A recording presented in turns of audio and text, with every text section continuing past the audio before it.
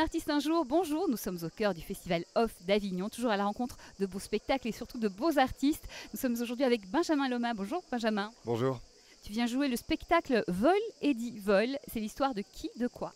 Vol Eddie Vol, c'est l'histoire d'un garçon qui a été surnommé Eddie, qui s'appelle Michael Edwards, qui découvre par hasard à la télévision les Jeux Olympiques d'hiver quand il est adolescent.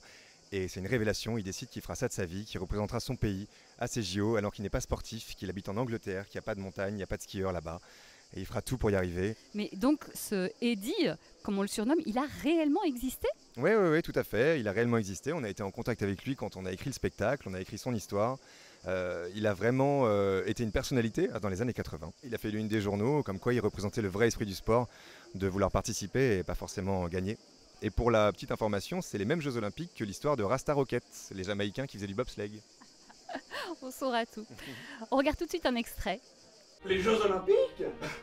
C'est une blague? C'est une blague, Michael. On s'improvise pas sportif de haut niveau. Mais c'est mon rêve, papa. Justement, réveille-toi. Aucun participant britannique n'a été référencé dans la catégorie saut à ski aux Jeux Olympiques d'hiver. Aucun? Ce qui veut dire que J'ai réussi un saut à 71 mètres de long sous les couleurs de la Grande-Bretagne. tu verras la torche olympique de près. Tu as un fan club, Michael. Et tu sais comment il t'appelle? Eddie l'Aigle. Les sportifs n'ont pas de lunettes.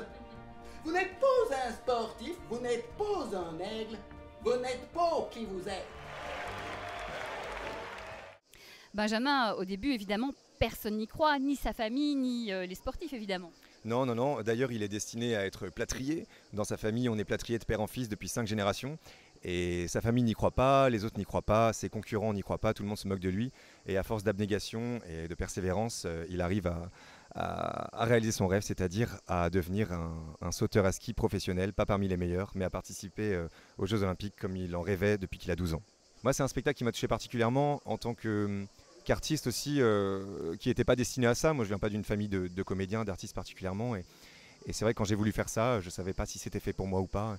Je trouve que cette histoire entre en résonance avec tous ces rêves qu'on peut avoir quand on n'est pas dans la voie dans laquelle on voudrait être. Benjamin, nous avons un défi. Tu as 15 secondes pour nous dire pourquoi il faut absolument venir voir ce spectacle. À toi de jouer. Il faut absolument venir voir ce spectacle parce que Vol Eddie Vol, c'est une histoire vraie, une histoire incroyable et bouleversante d'un garçon qui fait tout pour réaliser ses rêves. C'est la première fois qu'on raconte son histoire au théâtre. C'est très beau, c'est très drôle, c'est magnifique. Venez voir ce spectacle. Voilà, bravo, défi réussi. Tu nous rappelles le qui, quoi, quand, où? C'est au Théâtre des Gémeaux, dans le Off d'Avignon, à 13h35 tous les jours, sauf le mercredi. Et ça s'appelle Vol Eddie Vol. Merci beaucoup Benjamin, on te souhaite beaucoup de succès ainsi qu'à tes partenaires. Merci, c'est très gentil.